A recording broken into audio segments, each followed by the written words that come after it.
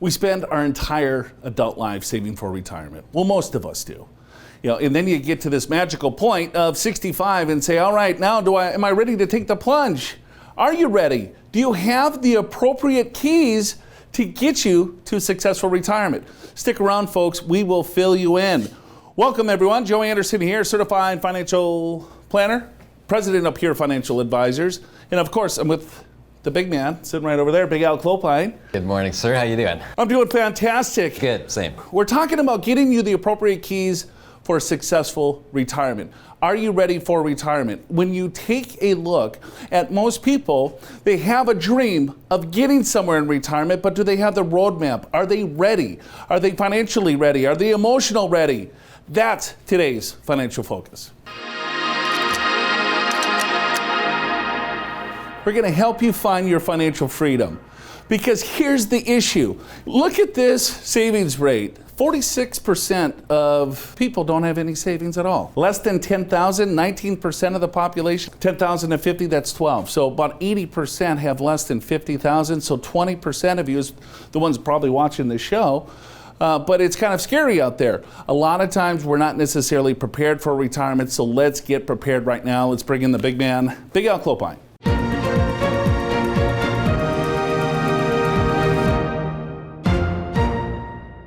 So there really are a few key questions you need to ask yourself to make sure that you're actually ready for retirement. And I think number one is really, can I afford to retirement? We're going to look at a few numbers just to give you kind of some simple math to figure this out. Number two is, when should I collect Social Security? That's kind of a key decision for almost everybody. A third one is, what am I going to do with my time? And this is actually more important than you might think. I mean, our show, we talk a lot about finances, but equally as important, I think, is, what are you going to do? How are you going to fill your time? What's going to give you passion? And then lastly, we always like to talk about taxes, saving taxes, because if you can save taxes in retirement, you can stretch those dollars, you can do more of the things that you want to do. So Joe, this particular show, I think we're going to touch on almost everything that you need to know, the keys to successful retirement. Absolutely. I mean, first things first, I think this is a really good exercise that I want all of you to do. Very simple to do, right? Is that, first off, you want to take a look at your fixed income. How much money do you have in Social Security or pensions, right? That's a pretty simple calculation. You look at your Social Security statement, and if you have a pension, you kind of take a look at your pension statement, get a rough estimate.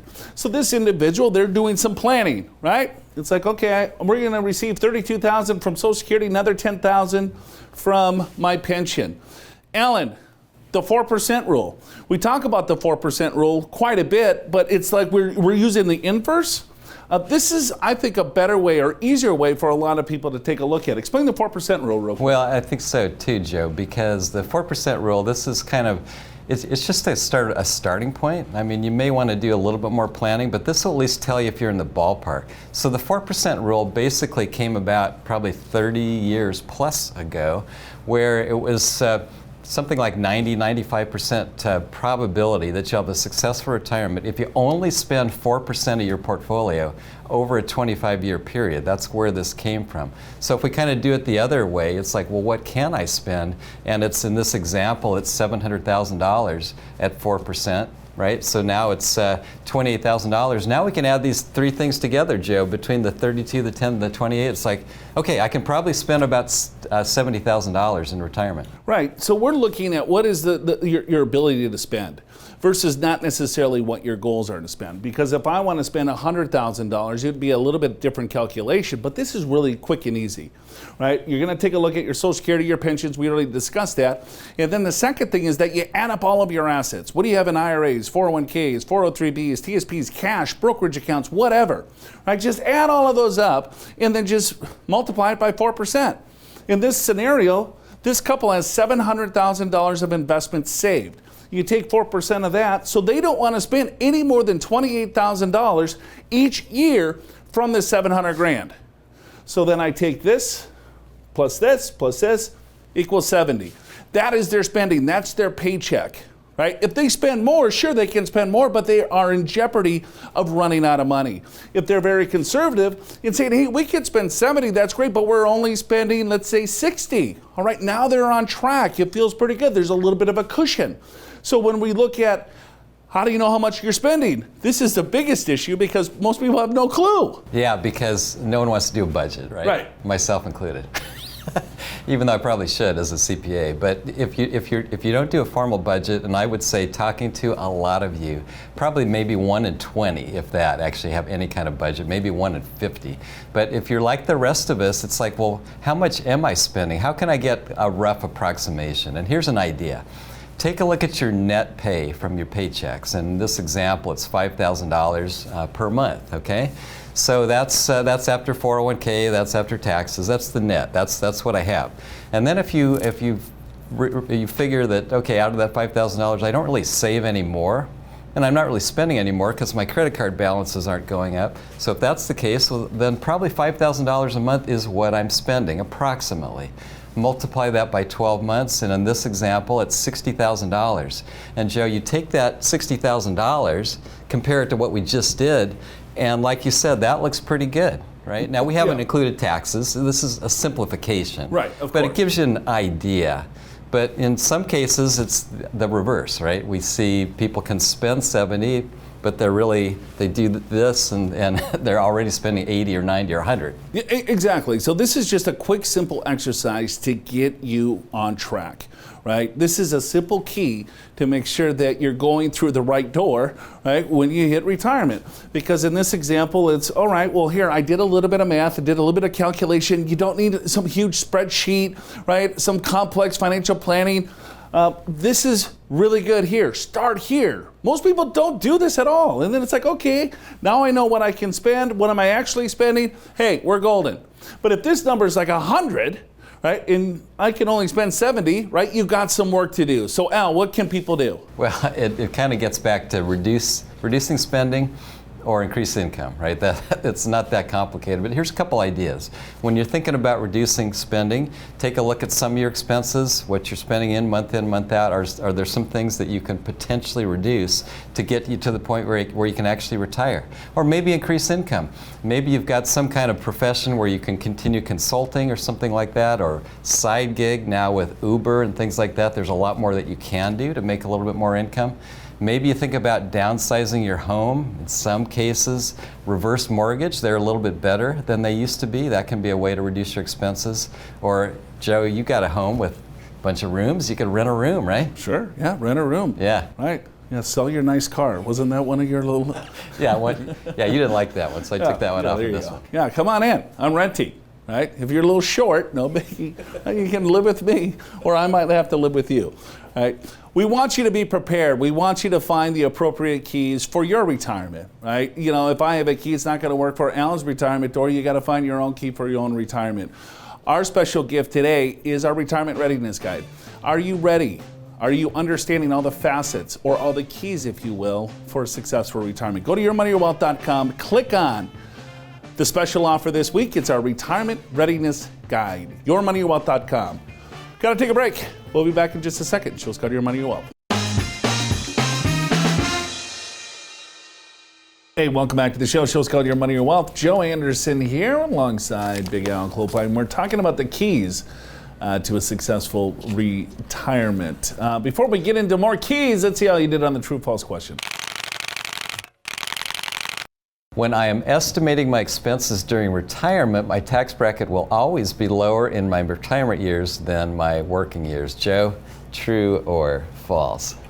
Well, you know, I think most people think it's true. Yeah. Right? Because often it is. Well, most times. Yeah. Because we looked at the savings rate. Most people are not necessarily saving. They don't have a ton of assets. Sure.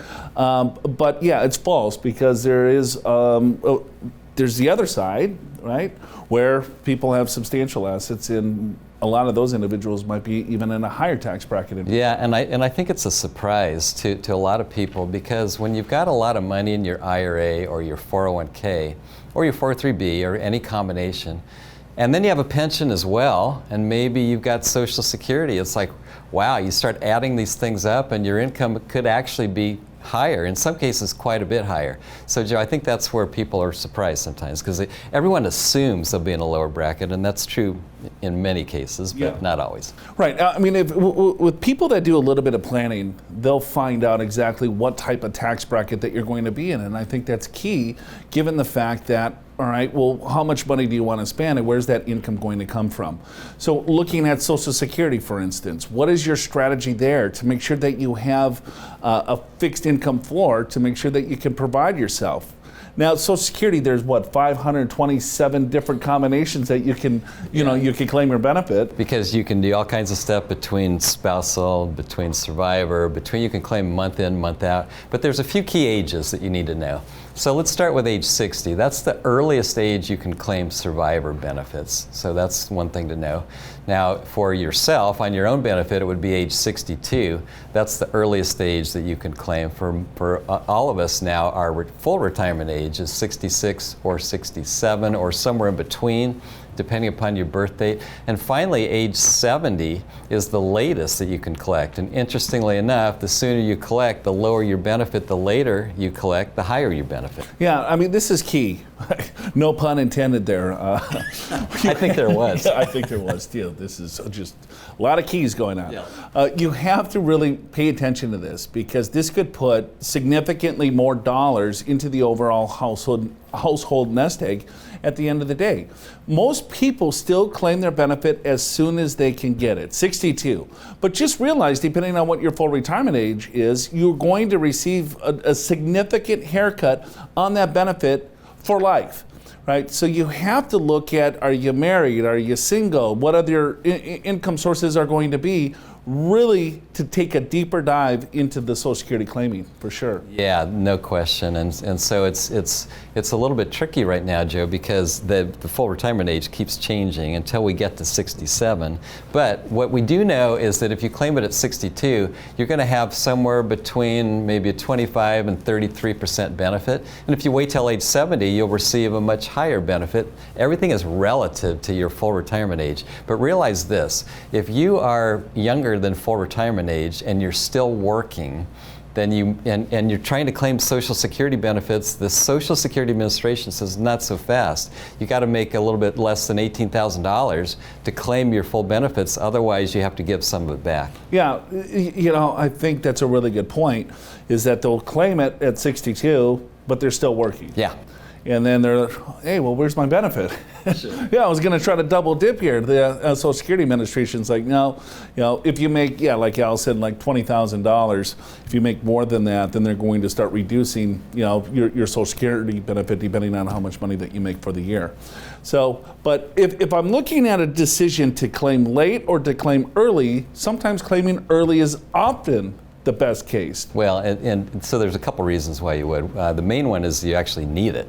Right? Yeah, you need so cash. If you need it, you need it. If you can't work, or you're not able to work, or you're fed up with working, that might be another reason. So you need it. That would be one thing. Another reason you might claim early is if you feel like you have impaired life expectancy. So maybe you want to retire so that you can live out your retirement years, whatever you think that they may be. That could be another reason. But Joe, in many cases, it makes sense to claim later because we're living longer. And so you can sort of think of Social Security as long-term income insurance, if you will, because since we're living longer, it could really help out later in life. Yeah, you have to look at it as, I guess, in a rationale world, what do you look at Social Security? Do you look at it as an asset, or do you look at it as income? Al and I believe that it's income. So the larger income floor that you can have, I think we find that most people feel more comfortable with a larger fixed income.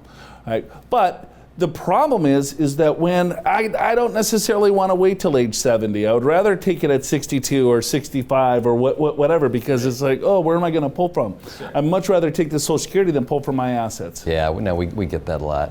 So it's a decision that you need to make carefully. I want to pivot, though, to another key. Another key is, what are you going to do with your lifestyle, with your time? And Joe, I think right off the bat, it's like, you know, where do you want to live? I mean, that's a lot of people want to stay in their own home, which is great. Some people want to move maybe closer to the kids or grandkids or something like that. So that's kind of one decision you got to think about right off the bat. Yeah, really good point, because we live here in Southern California. So what we find is a lot of times people will move out of Southern California. It's a little bit too expensive, or maybe the taxes, or they just want to get out of California for whatever reason. So planning that out ahead of time. Do you want to stay in the house that you live in? Do you want to downsize? Or maybe you want to upsize and maybe get out of Southern California and go somewhere that's a little bit cheaper and have a lot larger, you know, home that's closer to the road. Yeah, and be able to travel more or whatever. And then, of course, along that, Joe, is like, how are you going to fill your time? What's going to get you up in the morning? And it can't just be reading the paper, or it can't just be playing golf, because with the people that do that, week in, week out, day in, day out, you start to get bored. I mean, you need to have some kind of passion. And for some of you, maybe it's being with kids and grandkids. Some of you, it might be volunteering. Some of you, it might be like my dad played in an orchestra. I mean, it's whatever gets you excited. And I think people don't think about this. And they spend so much time thinking about finances, they don't really figure what they're going to be doing with their time. Yeah, without question. It's like, you know, they stress about, you know, do I have enough? Do I have enough? Do I have enough? And a lot of times when they transition, it's like, oh, now what do I do? Right? I'm just going to hang out on the couch and then annoy the heck out of my spouse. So yes, you want to look at where you want to live, what that lifestyle, what your purpose is going to be, you know, and look at your health, right? The healthier you can be, the cheaper your overall retirement is going to be. Go to our website, folks, yourmoneyyourwealth.com. Click on our special offer this week. It's our Retirement Readiness Guide. Are you ready for retirement? We'll find out. Go to yourmoneyyourwealth.com. Click on that special offer, our Retirement Readiness Guide. We've got to take another break. Show's called Your Money, Your Wealth. Hey, welcome back to the show. Show's called Your Money, Your Wealth. Joe Anderson here, certified financial planner alongside Alan Clopine. He's a CPA. Are you ready for retirement? We'll find out. Go to yourmoneyyourwealth.com. Click on our Retirement Readiness Guide. It's our special offer this week, yourmoneyyourwealth.com. If you like taxes, stick around for this segment. But before we get into that, let's see how you did on the true-false question. Working a year or two longer than your planned retirement date can have a significant impact on your retirement lifestyle spending. Mr. Anderson, true or false? That depends. You're supposed to say true or false. True. Okay. So there's a lot of levers that you could pull, right? Yeah. This is the cool thing about planning, right, is that, you know, once you get things on paper, right, it's like, well, if I work another year, what does that do? If I retire a year early, what does that do? Right? Maybe I work part-time. Maybe I quit the stressful job and do something that I really enjoy. There's a lot of different things that people can do to move leverage to increase their overall spending, you know, increase it up by 10 or 20%, or have the money last another 5 to 10 years. Yeah, it is interesting. And when you think about it, I mean, if you wait a couple more years, you're saving 2 more years. You're not spending. We've been talking about keys to your retirement, right? In inventory is one of those big keys. Is how much money do you have in each of these different tax pools, right? Taxable, tax deferred, tax free. Tax free example would be a Roth IRA or Roth 401k. Tax deferred asset would be the standard IRA or retirement account. A taxable investment is a capital asset. It's a brokerage account. It could be real estate. You know, so you want to make sure that you understand on how these assets are going to be taxed as you create the income. Because if you can reduce your taxes long-term in retirement, you know, then that pushes those dollars even further. But they have to understand, I mean, what tax bracket they're in and so on and so forth. Well, you do, and I think that's what's confusing to a lot of people. How do I devise a tax-efficient distribution plan? In other words, where do I take the money from? And there's a lot of confusion out there as to where you really should take the money from. And if you look at the tax brackets, you'll see that there's a 10% bracket, a 12% bracket, a 22, 24, and so on. So now it's a matter of, okay, take a look at what your income is in retirement and your deductions. So I'll just do a real simple example, married couple. Your income's $130,000, your deductions are $30,000. So your taxable income's $100,000. Now if your taxable income's $100,000, then you go back to this table and you look, oh boy, I guess I'm in the 22% bracket by a little bit here. So what that tells you is that you can pull maybe most of your income from your retirement account and still stay in the lowest bracket, but maybe the last $15,000 or $20,000 of income, you want to take that from a Roth IRA that's tax-free, or you maybe want to take that out of a non-retirement account, which could be capital gains, which would be a lot cheaper rate. If you do that, year in, year out, you're going to have a lot less in taxes. Yeah, I mean, understanding the tax brackets and looking at the inventory where the money's held is key, right? It's looking, hey, how much money should I be pulling from my retirement accounts? How much money should I be pulling from my Roth? How much money should I be pulling from my brokerage account is going to have a key effect on the overall taxes that you pay. Let's switch gears here. Let's see. Let's go to Ask the Experts.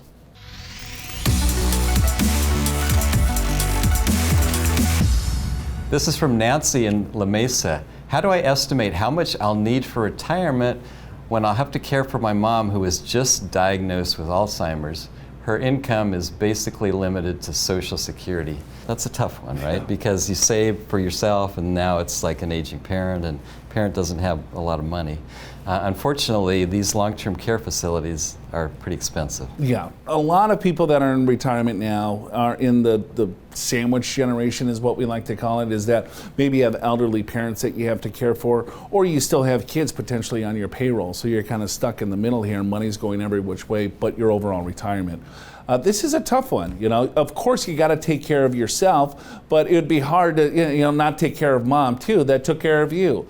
So looking at planning, looking at Medi-Cal potentially, is there any type of assistance potentially that you could get from the state or that she could get from the state? Medicaid or Medi-Cal in California, so that's designed for folks that are out of money. Right? And so you go into a special Medicaid, that's the national program, Medi-Cal in California. You go into a special facility, and yeah, basically if you have any income except for small amounts, it goes to the facility and the rest is paid by Medi-Cal. So there is that available. It may not be your top choice in a place to go to, but some of these facilities I know from experience are decent, so that would probably be a way to go. But on the other side, what people are doing too is that they're funding all this money for kids' college, kids' education. Sure. Same problem. And they're not even saving a dime into their overall retirement. Yeah, right? It's like the kids can get a loan for retirement. You cannot get a loan for your retirement. You can't do it. You're going to have to continue to work or live off the state.